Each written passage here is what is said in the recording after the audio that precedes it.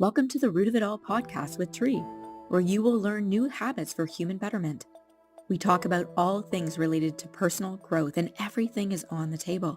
Each episode will explore different topics like self-care, mindfulness, goal setting, and more, with a focus on practical tips and actionable advice you can start implementing in your life today. Our goal is to help you become the best version of yourself and live a more meaningful life. So grab a drink, cozy up, take your dog for a walk, or go for a drive. Join us for some fun and meaningful conversations with some amazing humans. Let's grow together.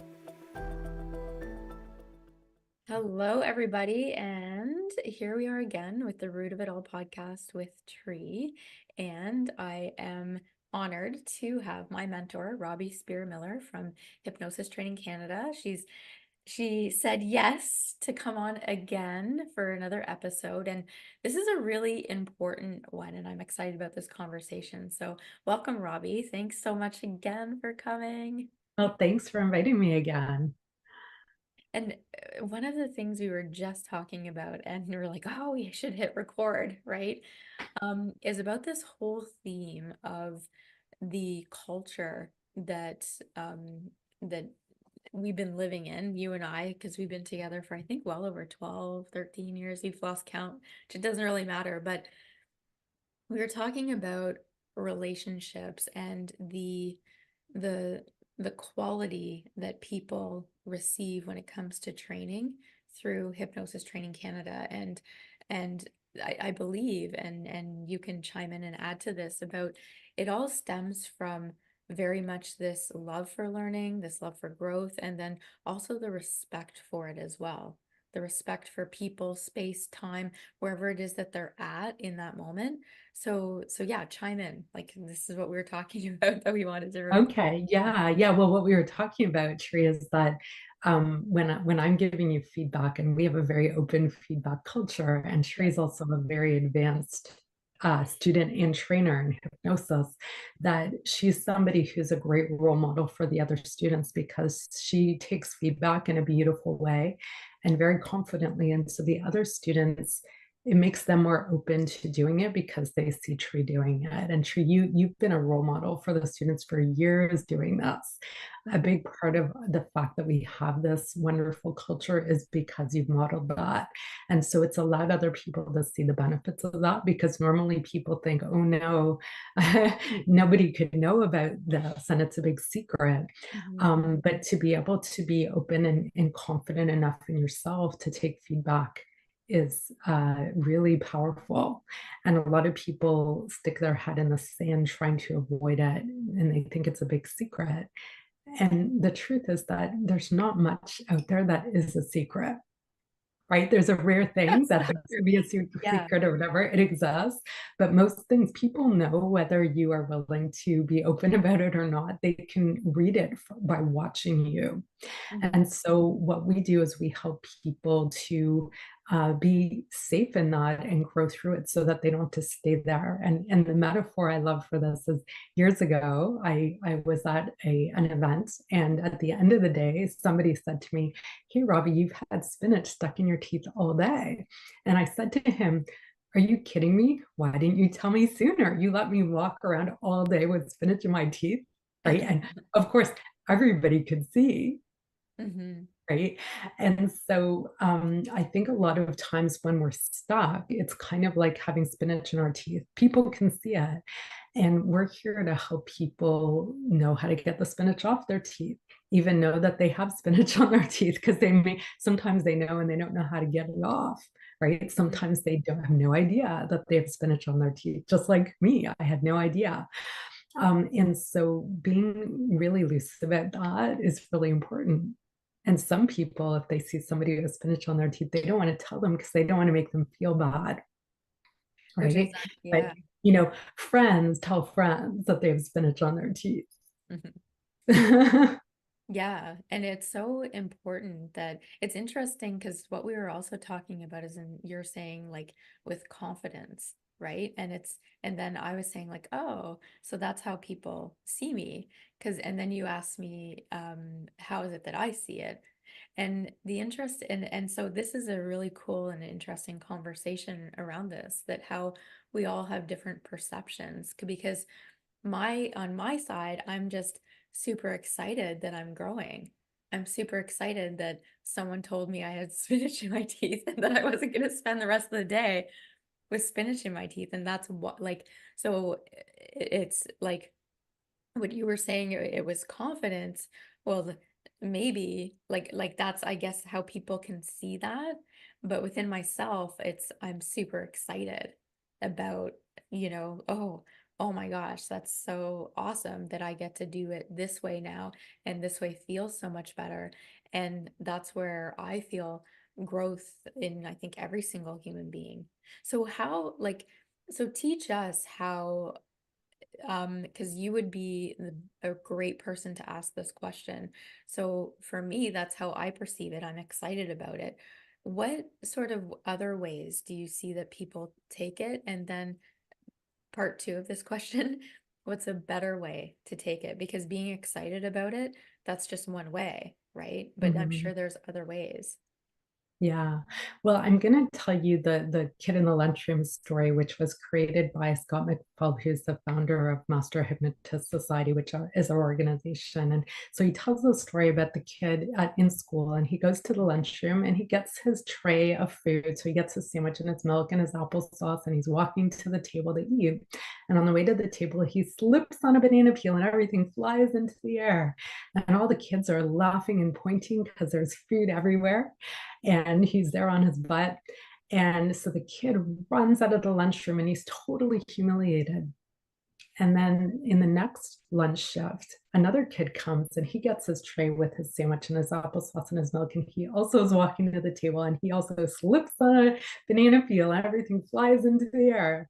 And the kids are laughing and pointing. And he says, "Thank you very much. Thank you very much. The next show will be at 3 o'clock." So I think that if you're really safe in yourself and accepting of yourself and have a sense of humor about life, it's a lot easier to take things by the same way the second kid in the lunchroom takes things. I think it's a really good model for all of us. I've had to learn how to do this in some pretty big ways. I definitely didn't grow up being good at taking feedback, right? There Mhm. were categories that I was good at. Like if somebody was correcting a paper I was writing, I was totally good with that. But in terms of social things or interaction with people, I found that very awkward and uncomfortable. And I would judge myself a lot for it. I was really insecure about it. So I had to learn how to be better at that through the work we do. And that was probably one of the more challenging things for me to learn. Mhm. But the cool thing is that now that we have this culture and people see examples of you tree and other people doing this, it makes the newer people much more open to it. And so it's so much easier to get that spinach off your teeth because who wants to walk around life that way? And I find too, like to your point and what it is that you're saying, that when new students come in, it's almost like they're relieved. It's like they're sometimes they're somewhat shocked, but then they see it like repetitiously over and over and over again, just people being comfortable with feedback. And some of the mentorship students, like we just came off of the advanced training, which was so amazing. And so when the I don't know if you'd call them, yeah, more advanced. I was gonna say higher level, but more advanced makes more sense. The more advanced students giving feedback to even some of the other ones in different ways. And it's just such a beautiful culture because everybody is safe. So when you're saying the self-acceptance and feeling safe in yourself, that even they're learning things, but even from, I guess, a nervous system point of view, that they're getting into that self-acceptance and safe space and having proof that they can be there and then bring it forward into their actual everyday life, which is so cool. Yeah, it takes a lot of energy to uphold all of these appearances that we want to have, right? Like I grew up in a household that was very white picket fancy. And what I mean by that is that from an outside point of view, it looked very prim and proper and just so. And there was a lot of effort put into creating that appearance to the outside world. That's certainly not the way it actually was. Mm. And so it's really exhausting and stressful to feel the pressure to keep that up Can you give an through your life. example? Can you give an example of like what a couple of those things that you were keeping up? Like it was a white picket fence, but what were some other things that you felt like that you had to keep up or hold on to or to portray? Mhm. Well, I would say in my family, a big thing was, we had certain rules about how to live, and in my family, if people didn't live that way, there was a lot of judgment about it, and nobody else would ever know, right? Because my family was lovely to outside people, but there was a very clear line between what we do and what we don't do. And so there wasn't a lot of room for experimentation and learning from experience. So when I first moved out of my parents' house and I was in university and living with people from all walks of life, it was very eye opening. And I saw that some of them did things that totally flew in the face of how I grew up. And I realized, hey, maybe that's a better idea. And then some things I realized, yeah, I see why the way I grew up was a better idea. Right? So it was kind of a way for me to vet what I learned growing up because some of it was useful, some Mhm. of it was unuseful. But because it was such a strong rule that there was this fear of judgment or loss of uh, like abandonment if you didn't Mhm. follow it, that there wasn't really that space to see, hey, does this really, is it a fit? So there's right or wrong, or there's is this a fit, or is it useful or not useful, Mm. right?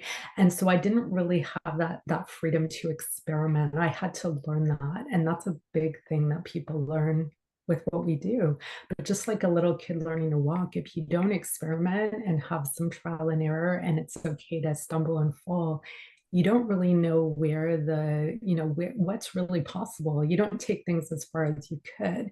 You're coloring in between the lines very carefully. Mhm. And so there were just many things along those lines. Yeah.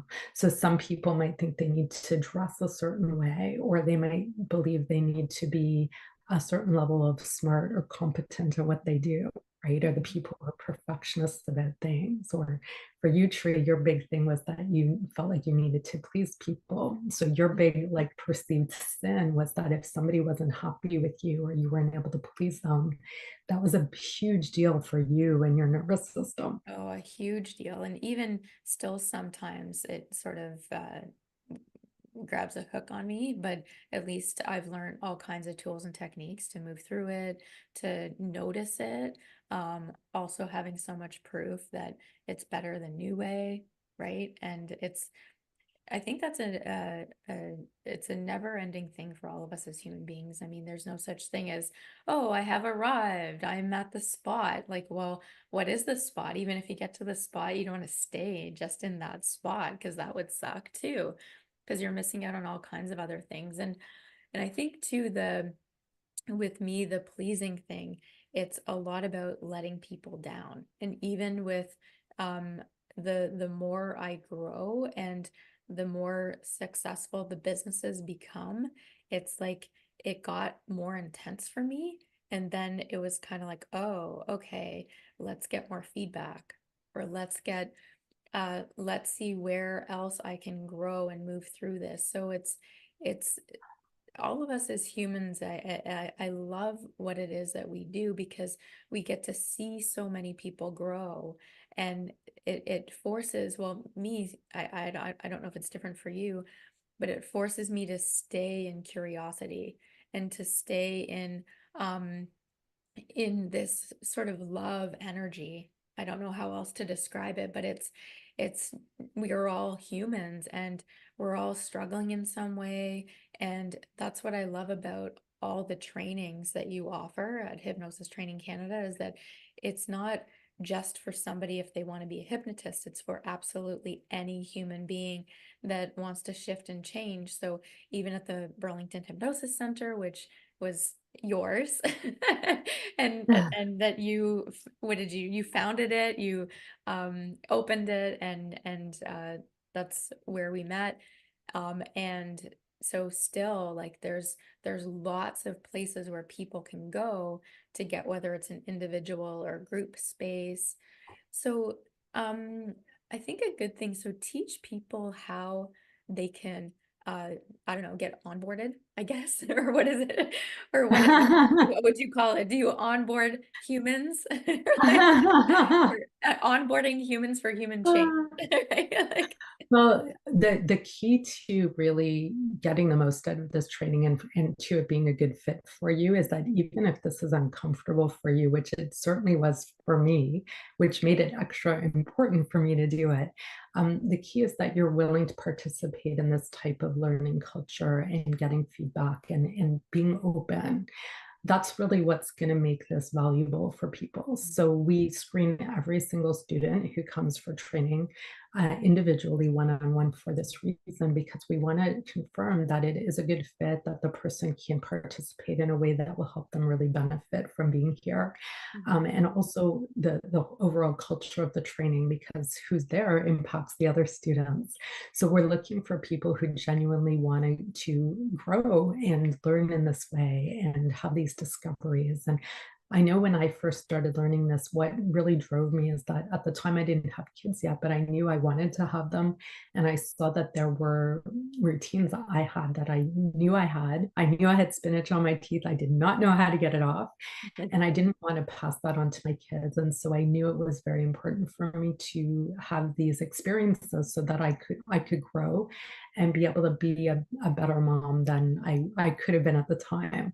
And and it's awesome because I have two kids and now they're teenagers, and it's amazing to see them because they have no idea. They just think this is the way life is.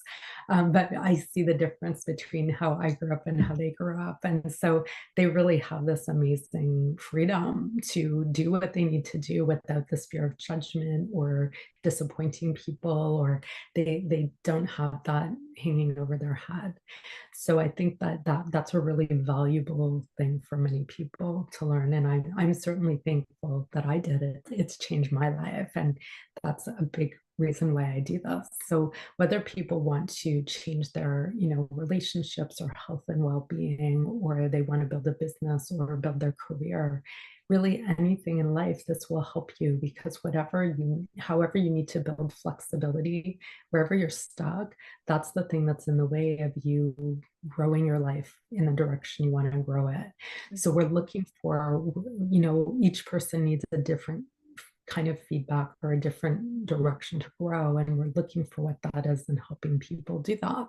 So for people who would like that and appreciate that and are willing to participate, this may be a good fit for you. You're welcome to set up a time to meet with me.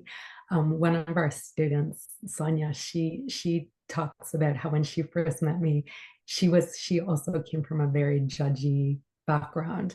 And so she was really taken aback because I was showing her patterns and she felt very judged by it, instead of saying, wow, thank God you're showing this to me. And then she took a Tony Robbins course, and in it he said, if you're looking for a coach, don't choose the person who you would want to be friends with. Choose somebody who's going to challenge you. And you don't have to like them, because at that time she definitely didn't like me. But it's years later and she's still around. So that said something. So being willing to participate and honor your path and be willing to do what it takes to get there, because ultimately this is your life. You need to decide how you want it to go. You need to seek out resources and experiences that will help you make it the way you want it to be. Yeah, 100%. And that's the most beautiful thing, because right from point one of doing that free screening, people are getting the experience. So right then and there, they're already stepping into, like, you're not you're actually talking to the person, whether it's online or in person, and they're getting an experience. They're getting feedback right from the get-go. And so they're stepping into the culture from step one, really. And the beautiful thing too about you and I is that we've had a lot of instances where somebody was like, well, I don't know if I want my own individual program at the Burlington Hypnosis Center, or I want to do training. So you and I have actually done dual screenings to see what is the best fit for that person. And ultimately, yeah, they're deciding, but I want to mention that as well, that we're both looking at what does this person need, right? So it has That's right. nothing, yeah, it has nothing Um, to do about us. It's really about this soul in front of us, of what it is that they need, what are they struggling with. And so that's really sort of the position of where it is that we're coming from. Um, That's when it right. And comes, some people really thrive with a one-on-one customized relationship that way. And other people really benefit from learning from other people. And I know, Tree, both you and I, we learn a ton from watching other people change, yep. because when that's happening, we can learn without feeling like we're under the microscope. And so there's a freedom to that, right? There's a curiosity that's there even more when it's not directly towards you. But so many of us have the same kinds of things we need to learn from. So that's one of the reasons why learning in a group can be so powerful, is we have access to learning from the others, and realizing that people can know us, really know us, including all of, warts and all, spinach and all, and they still love us, right? And we're still part of the group, and everybody's there for the same reason. So you're in the same situation as everybody else. And that in and of itself is a very healing thing. So, and other people really do prefer the one-on-one custom experience. So it's very individual that way. Yes, and it's so amazing watching, even in any training, seeing people being in that observer space. And you can see how even sometimes their face change, the color of their skin changes. Like you literally see the person change in front of you. And um, another thing that I wanted to add, oh my gosh, it just left my brain. I just had it. Um, it'll come back to me. But the key component, if anybody is listening to this or watching this on YouTube, if you're looking to really um change yourself. Oh, I remember what I wanted to say. So many people, and I'm sure the screenings that you've done and the ones that I've done, is a lot of people, they come in and they've come from perhaps other trainings, or they've read this book or they've read that book, or they'll be like, oh yeah, I read this book or I read that book, and yet they still haven't done anything. And so to dovetail back to what we're talking about in terms of being in the observer role, or just coming to the training and having that experience of getting the feedback, this beautiful culture that's within Hypnosis Training Canada, of course, Burlington Hypnosis, because you started that as well.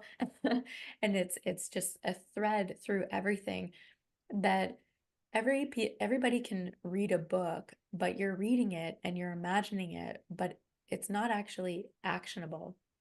You're not getting feedback. Like the words that are in the book, yeah, they're probably great and awesome, but it's the action and it's the customized feedback that people are getting, right? It's more of a, dare I say, the feedback that you're getting back in the moment is kind of like a choose your own adventure, but you don't actually have to flip over to the page, right? It's like you're like, I've messaged you a bunch of times like, hey, need feedback on this, right? And Yes, so there's no book that says, go page to 205 for, the feedback for this specific random thing. And yes, the book doesn't actually know all of what you've already grown through. that's So, right. And the book doesn't know if you have spinach on your teeth. right. And you might not know either. So, a lot of times people discover things about themselves they didn't realize, but it's exactly the thing that was in their way.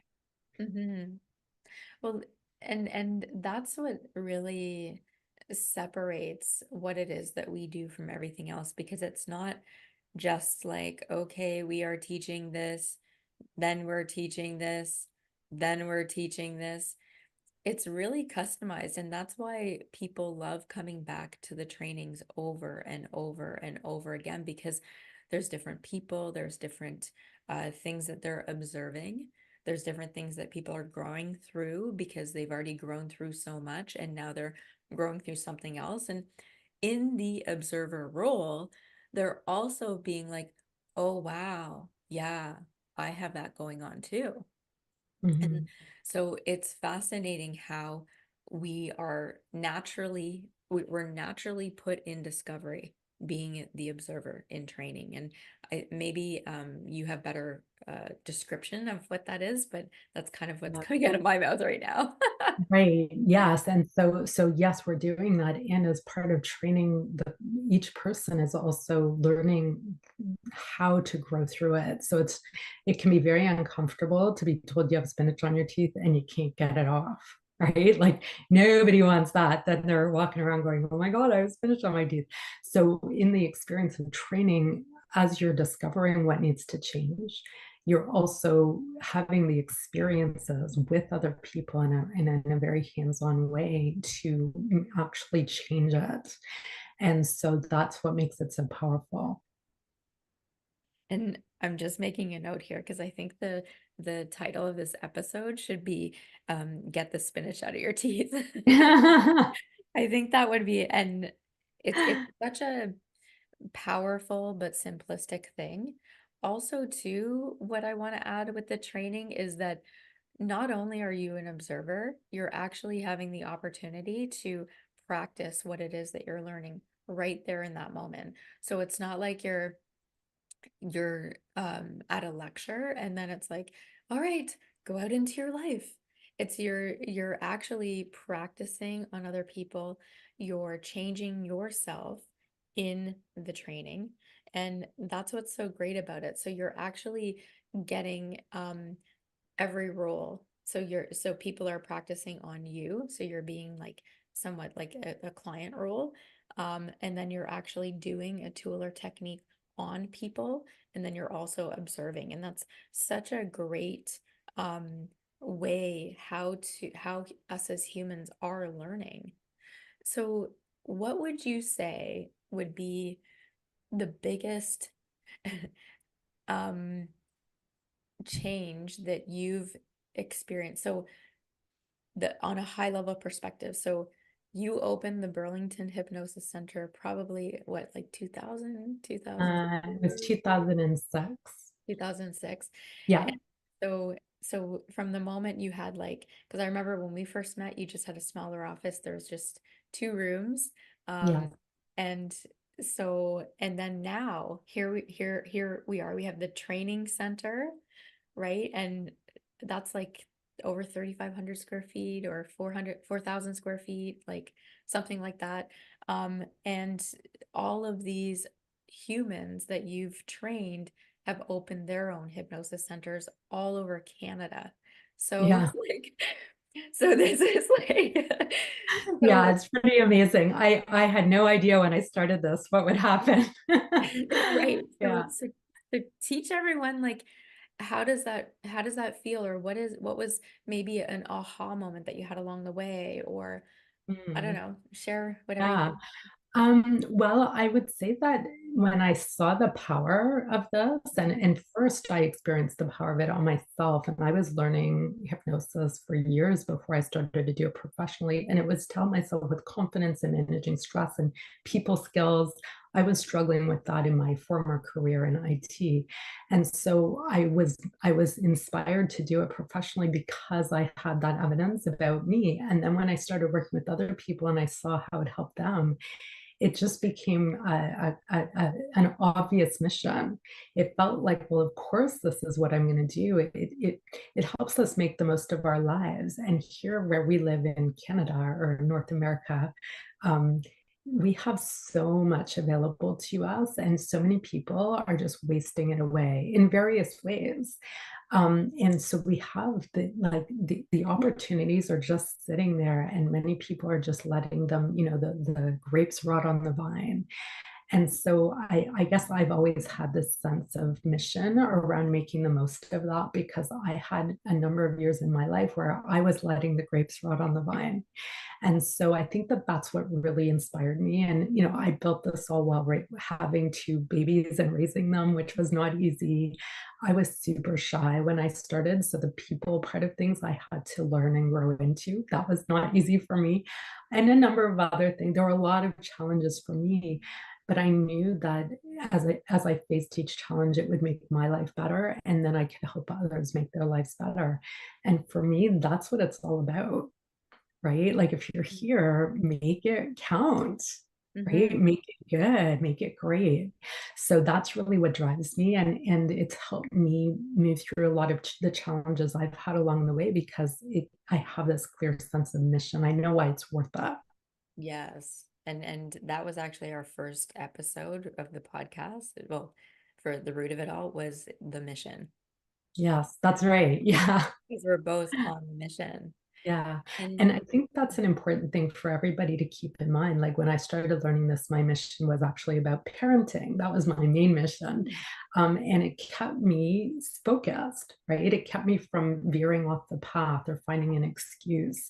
So for everybody listening, if you know what your big picture mission is and what's the thing that really matters, where you know that it's worth it, if you stay focused there, it's going to help you do what it takes to get there, whatever that happens to be. So I yeah. think that that's an important, I think a lot of people don't really uh, see that clearly, so that it's harder for them to keep it on the radar in terms of making choices. Mm-hmm. And sometimes I think people they don't realize that they can change until they actually come in for the free screening and they're like, "Oh, huh. It doesn't Yeah. have to be this way," which is a really cool it's exciting. I find that very exciting. Uh yeah, and you know me, I'm easily Yeah. excited. Because a lot of people give up. They think, oh, this is just the way I am, or this is just the way my life is. And if you don't believe you have a choice, why would you do something about it? So this helps you see you do have choices. And for me, that was a huge shift. I went from going, why can't I do this and why can't I do that, and getting really angry with myself, to seeing that I could ask the question, how can I, and to seek out the resources to grow or to get what I needed. And that changed, that actually rotated my whole life on its axis, just to ask that question of how can I do this? That's awesome. Yeah. And everyone listening to this, like how can you, like Mhm. have all of them ask that. And so I know you're so busy. I just mentioned everything that you have going on, but I can't let you leave without mentioning your book. So Robbie, Oh, yes, it's not, I don't think it's released yet, but by the time this podcast is released, I think your book's going to be released. What do you know a yeah, date? it's going to be out by the end of October. Right now we're at the beginning of October, so by October 31st for sure it will be published on Amazon. So it's going to be called 50 Fun and Intriguing Facts About Hypnosis. And I wrote this to help make it a very accessible experience for people to discover the science behind hypnosis, all the different things that have been proven that we can do with it to change our lives, and the history of hypnosis, so we can appreciate the role it's played with humans over time. And Mhm. so it's a really fun, interesting read. And my hope is that it will inspire people to seek out the resources they need so that they can discover how they can change their lives and have more of what they want. Awesome. And we will have the link because it will be released by the time this podcast is released. So everyone listening to this, we will have the link in the show notes and everything like that. And we'll also, if you're interested in any of Hypnosis Training Canada's trainings, we're gonna have all those links there. There's multiple trainings. There's you can hypnosis training, there's NLP training, there's public speaking. I know you've added some corporate stuff, some networking training. Oh my gosh, the training just goes on and on and on, Yeah. which is awesome. There's so many options, but they're all on Robbie's website, hypnosistrainingcanada.com. And so there's all kinds of ways that you can contact her. And so is there anything else you want to share with people about just this whole the culture that we're talking about? It's like this respect for all humans, and it's truly a respectful thing. And anyone that has met Robbie or I were both like on the same page of the the people that we get to interact with. It's like we're looking at their soul, like it's this loving, beautiful way. So yeah, what else do you want to Yeah. add? Well, I'll say when I started learning this, it was very intriguing to me because it was kind of like entering this new world. And it was kind of an adventure and exciting and maybe a little bit fearful, right? Because I didn't know what to expect. And that really, being willing to participate in that, it's worth way more than a vacation, right? Or traveling somewhere. So a lot of people like to travel. I used to love traveling and I still like it, but I've found that this work makes you have those kinds of adventures and experiences, but then, physically go somewhere, you're exploring your own mind and body and spirit. You're exploring your relationships with other people or what's possible for you. And that's a really exciting thing. I agree 100%. That is such a great description of that we're constantly in discovery, and it is an adventure. Every single human being that we interact with, and the more that we interact, it is an adventure for us, it's an adventure for them. So I agree, it is like going on vacation or experiencing something new. And yeah, Yeah. I get excited like every time we get a new client. It's just this whole new journey for them. I get excited for them because I know how significant every client or student that comes through, the change that happens, and it just keeps on going. It's amazing. It's an amazing thing. Yeah, yeah. And so, you don't want life to be running around in the same circle over and over again, right? And definitely with what we do, that definitely doesn't happen. Oh, Right? This is about having these new directions and new experiences. So it definitely adds to people's lives in so many ways. so many ways. Yeah. Well, thank you again, and for being a guest. You're my only guest so far that's been on here twice, so that makes sense because Oh, thank you. I'm honored. well, you're my first, and and now you're my first second too. So that's awesome, and I know people are going to learn so many things. So thanks again, Robbie. Yeah, thanks, Tree. Well, folks, that's a wrap for today's episode of The Root of It All with Tree. I hope you enjoyed it as much as I did.